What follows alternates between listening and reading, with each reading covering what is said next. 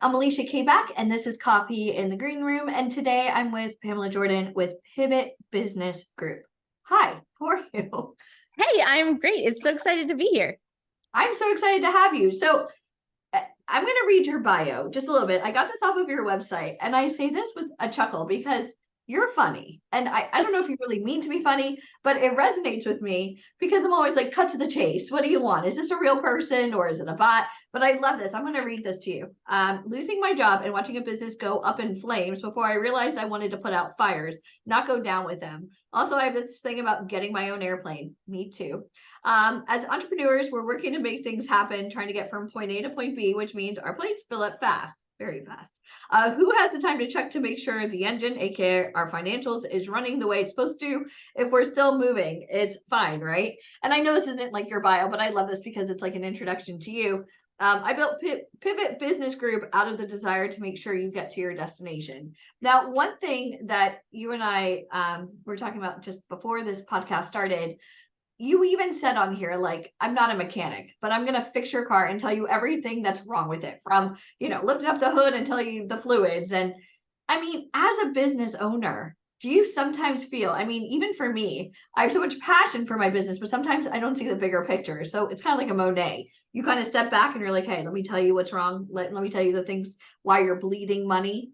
So can you talk a little bit about your journey and how you pivoted to Pivot Business Group? Yeah, awesome. Awesome. I'd love to tell you. So, I started my journey in a nonprofit after college. I thought I was going to work for nonprofits, and then I was a budget cut, and I was like, "Oh, money matters." So then, worked in small business. Worked in the construction industry, actually. Worked for a company, general contractor, multiple millions, 99 employees, and then bankruptcy. It went down in flames. The owner stopped watching his numbers, and the people who were running it on day to day didn't look at the numbers, and it was devastating for all involved. And so I decided I was never going to let bankruptcy happen to another small business because they weren't watching their numbers. And so I was going to use my skill set of storytelling and being fun and being relatable and talk about numbers so that business owners wouldn't get in that spot. And so that was the birth of Pivot Business Group. We are a fractional CFO firm. So we help entrepreneurs look out the front window of their car instead of the rearview mirror. Most accountants just tell you where you've been. We take the information of where you've been and help you get to where you want to go. So we do bookkeeping because you have to have accurate records. We do have recently started doing tax strategy and tax filing because the IRS is your business partner, whether you like them or not. And so we are helping you grow your profit, know your numbers, limit your tax liability, and grow your wealth. So it's a holistic approach to help and empower the business owner because we want to help our clients achieve whatever freedom looks like for them. Now, one thing that we've spoken about in the past was being 7 figures and still broke. Yes. I mean, just people bleeding money, not even doing like pricing correctly. Would you say that's like one of the biggest problems? Yeah. So one of the biggest problems I see is business owners just not paying attention to their numbers. And they see money in the bank and they think it's their money, or someone shows them a financial statement and they're just focusing on top line. They're not looking at the bottom. It doesn't matter what you sell. What matters is what you keep. And so I meet entrepreneurs who think they're, killing it. And to your point, I look under the hood and I'm like, well, actually, you've got a lot of leaks in here and you're not going to make it another 10 miles before this engine implodes, right? Because and they wouldn't know that. They would have no idea because it's running just fine right now.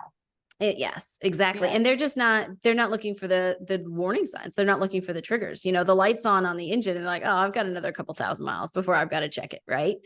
Where what we do is we come in and we do an analysis and we look for those triggers and we say, okay, how much cash do you have? Are you reconciling? Do you know what your profit margins are? Because I have met what we would from the outside all think are successful entrepreneurs, high 7 figures, killing it. Right. Yeah. And then you look under the hood and you're like, dude, you're broke. Like you've got a month. Cover your bills. Yeah. You've got a month. Enough, but just to spend enough. It's a constant, feast or famine. Exactly. And there's multiple factors that go into that.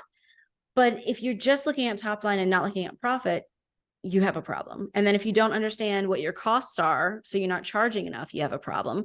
I did an exercise that we call an expense audit with a client today. And there are multiple 7 figures. They'll probably do just about 6 this year. And in an hour phone call, we were able to save him $6,000 a month in That's costs huge. that he was spending every month that he just didn't even know, because he wasn't looking at it. And so by just going through this exercise, I was like, what is this? What is this? This is too high. Let's negotiate this. $6,000 a month. That's That's a a huge lot of amount. savings. I think about that. My father is recently deceased, and every month my mom, I double check her bills, whether it's a phone Mhm. bill. I'm like, what is this? What is this added? You didn't authorize this. And I start highlighting, I'm like, remove, remove. And she's like, I don't know how to do it. I'm like, get on the phone right now, hand it over as soon as they say yes. Because sometimes people just pay it because they just don't know. They just brush it under the rug, and they just, oh, my bill went up $20. Okay. And they think it's not worth it for me to make a big effort. But six It grand, adds up. that's 72 grand a year. That is huge. That Exactly. That's a yeah, whole person that he can now it is a hire, whole person for right? sure. Yeah. And that was just, so the entrepreneurs are amazing at what they do. And for some reason, there's a shame or a stigma about finances for them. And so they're kind of embarrassed. What I find is, they'll say, Pam, I'm afraid to show you my books, or I don't want you to judge me Like the based on my money pit. numbers. It looks good on the Right. outside, and then you get down and you're like, okay, this is no. But look, no one sent you to finance, accounting, MBA school to be an entrepreneur, right? Right. You just had an idea, you went out there and you're trying to kill it. So there's no shame in it. We are here because entrepreneurs need help. And you and your company is here because people need help to get exposure and to get out there and to get in the films and the shows that they want to get in. Yeah. And we're here because we know entrepreneurs are amazing, but they don't want to deal with their numbers. So we do. It's almost like for us, like you said, like we work with aspiring models and actors and musicians. And back in the day, before the C word, COVID, people physically had to live in New York or LA, and all they had to do was worry about acting or modeling. Just show up to an audition with your photos, or have like a little, monologue prepared. But now everything has transitioned to Zoom. They're now the cinematographer, making sure their lights are great, making sure their background is great.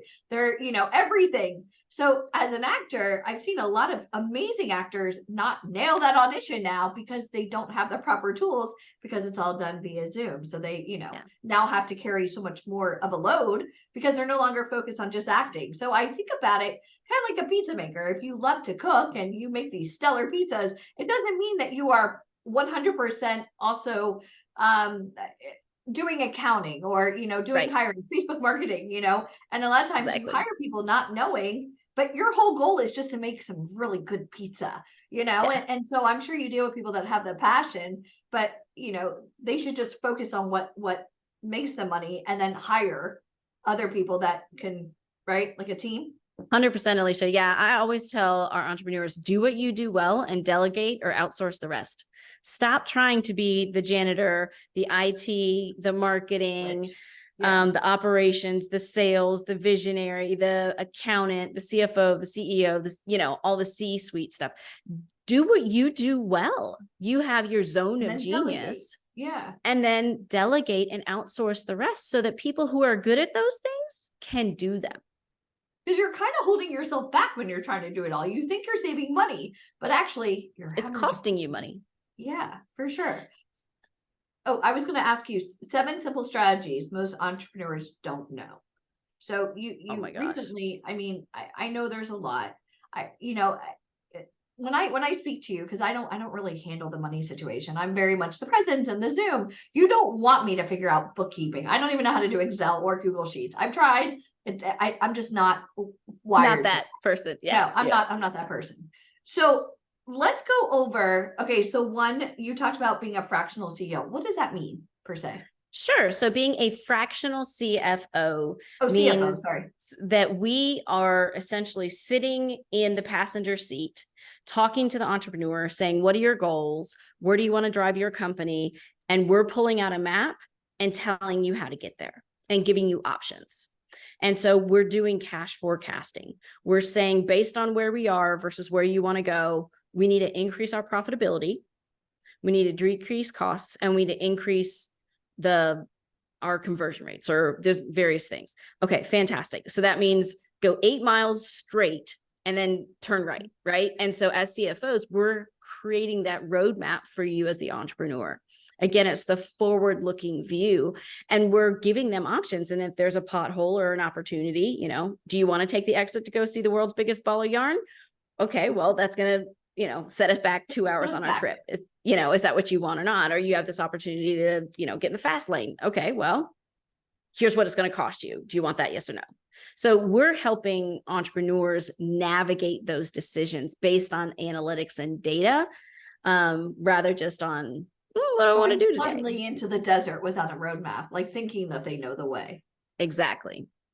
So we're helping guide our entrepreneurs based on their numbers. Numbers tell a story, and entrepreneurs need to know what that story is. And I don't expect them to go through and do the analysis and crunch all the numbers to figure out what the story is, but you need someone on your team who's doing that on your behalf.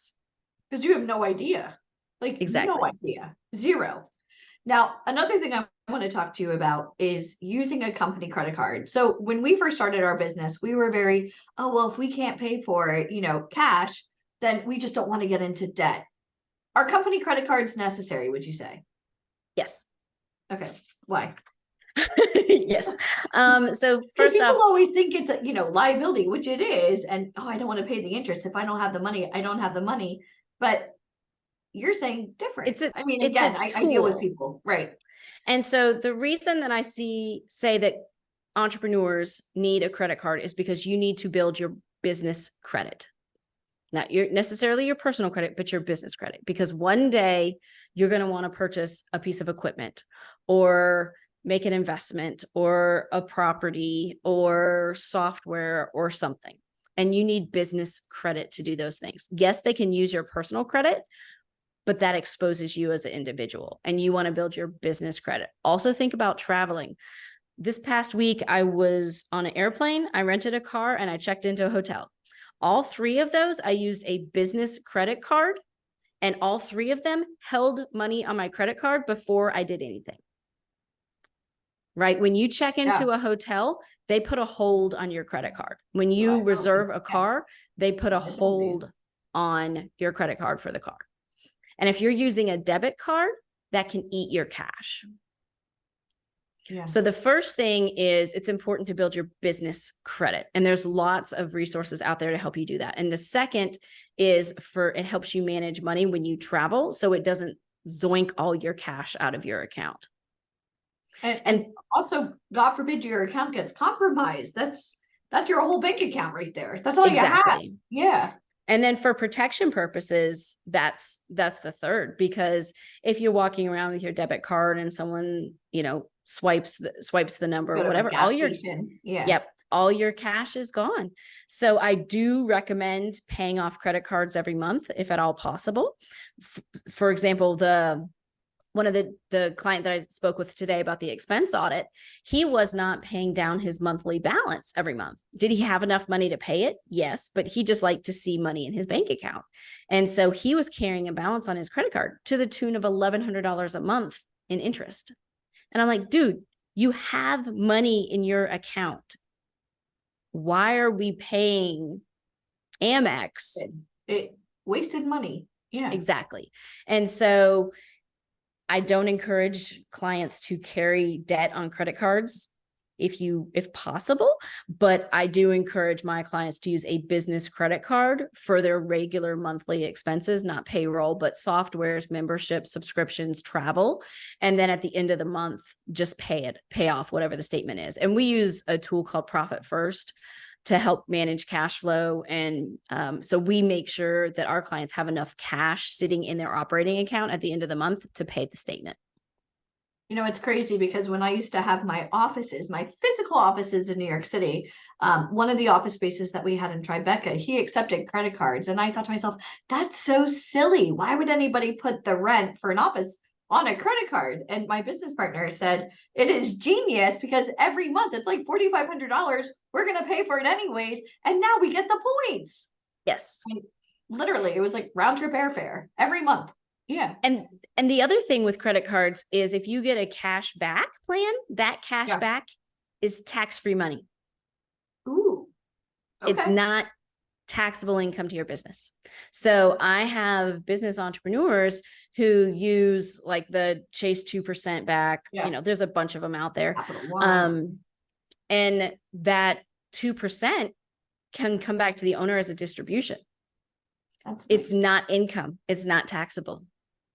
So if they're running a jet, 60,000, boom, 2%. That's some pretty. You can add cheese to your burgers then, guys. I mean, that's extra money you didn't even know you had. All right. Exactly. It adds up. Now, one thing that when Mike and I first started our company, we joke around like the first couple of years we were breaking even, but we did it. We had to show proof. Here are live events, here are, talent getting opportunities. So like we put money in and then we were able to cover our costs, but we never really paid ourselves. Yeah. Is that something that you feel entrepreneurs should do, pay themselves? Absolutely. Pay yourself first. So I believe the equation is sales less profit equal expenses. And profit is for the owner. Typical accounting tells you it's sales less expenses equals profit. Therefore, cross your fingers, jump up and down, and hope at the end of the day, there's something left over for you as the business owner. And no, I believe it's sales less profit equal expenses. And that comes from the profit first methodology as well. So if as money comes in, take a portion and put it to the side for you as a business owner. That's your reward for going on this journey. Yeah. This is your reward and how you pay yourself. Because especially if you're not a W-2 employee of your company, you wouldn't work for free somewhere else. So why are you going to work for free here? Right. Now there might be a season. Shows you if you're bleeding money. Because like you said, people could be cash rich in their account, but not realize that they're hemorrhaging money. I mean, for us, we do event sales. So it's always, the next event. So we're currently selling the event after that. And that's typically what covers this event, so it's an ongoing cycle, but it's sometimes hard to pull out money as a business owner because you're like, oh dear, am I still going to be able to make expenses? I don't want to pull out too much. So, yeah. So what we recommend is multiple bank accounts. So as all money comes into one account, and then a percentage goes into a bank account for profit, a percentage goes into a bank account for tax, a percentage goes into a bank account for the owner's compensation, and then the rest goes into OpEx. And it's the plate theory. If you go to a buffet with a salad plate or a dinner plate, you're going to fill up either one and you're going to eat them both. Eat whatever's on the plate. So if I send you to a buffet with a smaller plate, you're going to fill it up, you're going to eat it, and you're going to be fine. Yeah. And so it's the same concept that you bring in 100,000 on any given month, but a portion goes to profit, a portion goes to tax, a portion goes to pay yourself as the owner. What's left? That's all you have for the month. You'll find a way to make that work. People tell me all the time, oh, I'm not making any money. And I go through and I find lots of ways for them to save money. And I'm like, okay, well, instead of having $5,000 a month, you now have 3. Go make it work. And they will. That's interesting. So I'm all about paying yourself first. And I'm not saying pay yourself an exorbitant amount. I'm not saying get a 6-figure salary out the gate. Right. And there might be a season where you need to cut back and tighten your belt. However, you don't need to blow all your money on your operating expenses, because if you do, you don't have a profitable company. So you need to have better spending habits as the owner to not spend all of your money. And so the robbing Peter to pay Paul that you're talking about, I see all the time. So it's just a matter of managing your cash and putting money aside for certain activities and only using money in different buckets for certain activities. And so just because there's 100,000 in the bank, you're going to blow it, right? You think, okay, we're good. But if you have 5 bank accounts and it's split up with 100,000 and only 20 of it is in the operating account, that's all you have to spend. Right. Because the rest is already accounted for with payroll and taxes and profit. And for your case, I would recommend a holding account where you're accruing money for that next event. Right. You're going to have a much smaller piece of the pie to spend, and you'll make it work. Yeah. Because as entrepreneurs, we're creative and we're scrappy. If I told you you only had you had to make a 30% reduction of your operating cost, it would be painful, but you'd find a way. Yeah. Roll up your sleeves. Let's do it. What do we have to do? Let's do it. Exactly. Yeah. And it's right there. And it's low hanging fruit. Check your subscriptions, check your payment processing.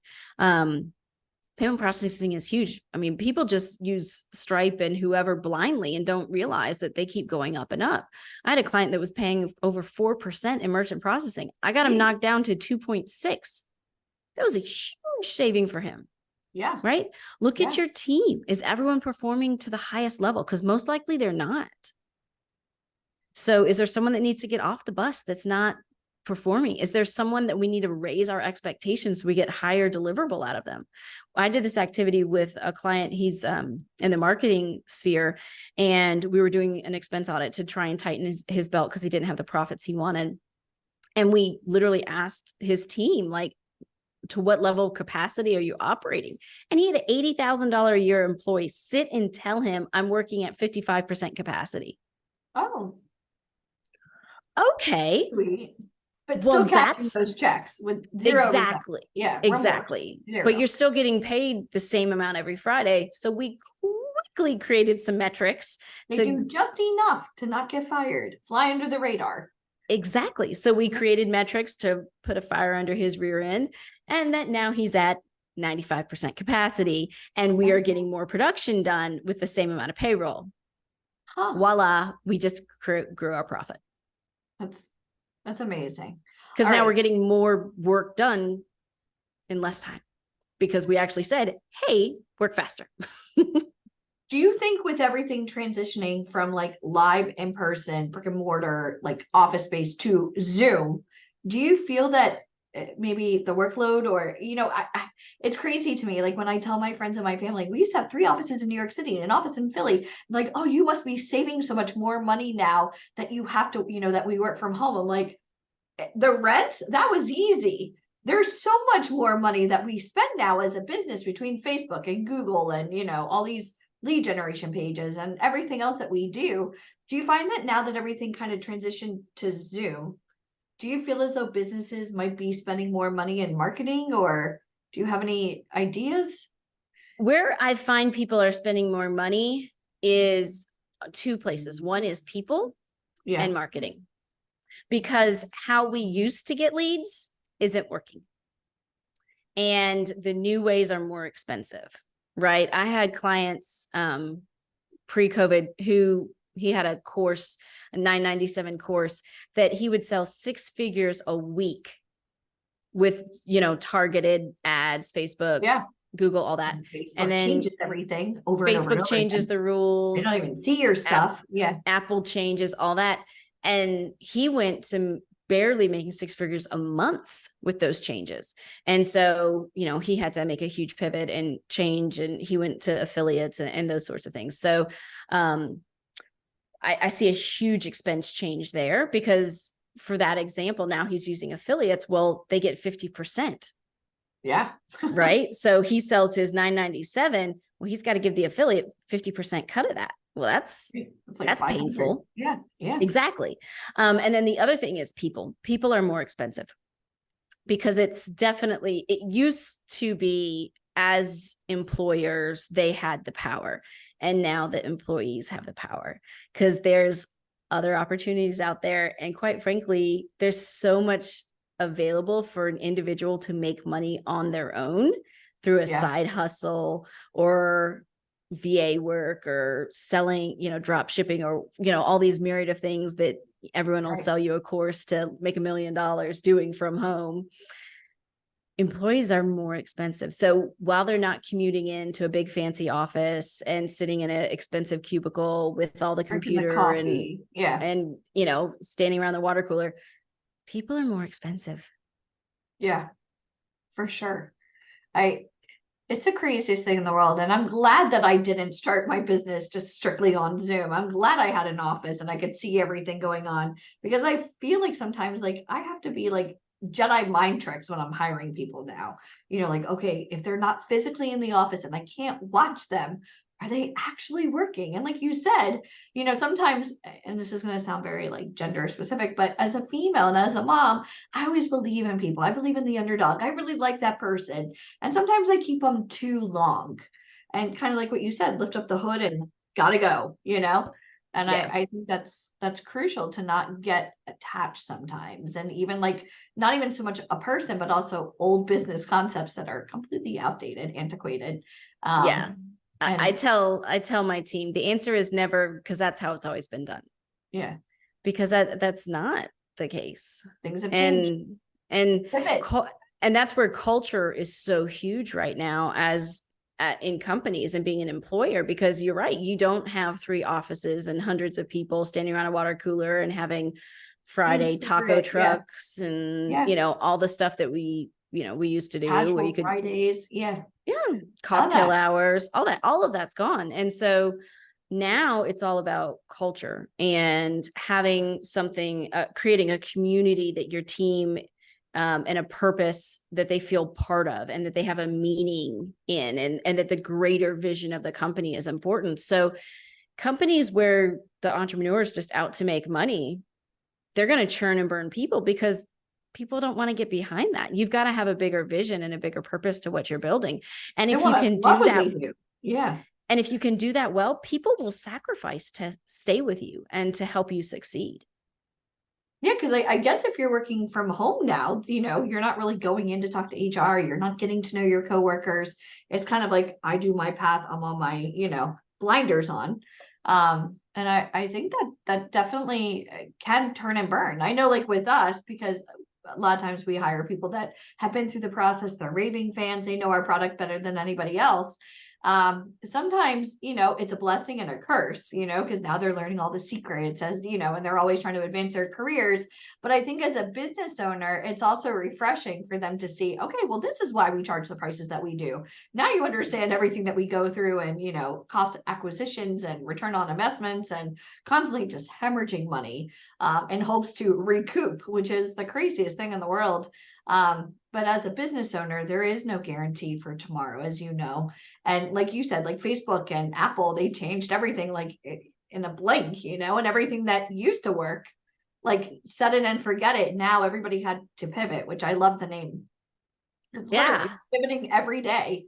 Something is Exactly. changing every day. Yeah. And as entrepreneurs, that's what we have to do. We've got to use our gut, use the data that we have, look at the opportunity in front of us, and make the best decision we can, be willing to take a risk. And sometimes we win and sometimes we don't. But as entrepreneurs, our wins are bigger. And if you're not willing to take the risk, you're not willing to grow. And I think it's important, as a bigger picture for you, like you said, to be like the navigation system. We're going to get you from point A to point B. Listen to us. Don't try to reinvent the wheel. Don't ask people that shouldn't be giving advice. Don't think your way is going to get there. And like you said, like being able to see the bigger picture, again, sometimes people are so just in Head tune down. with what they know, and they're not really looking at the bigger picture because they've never really had to.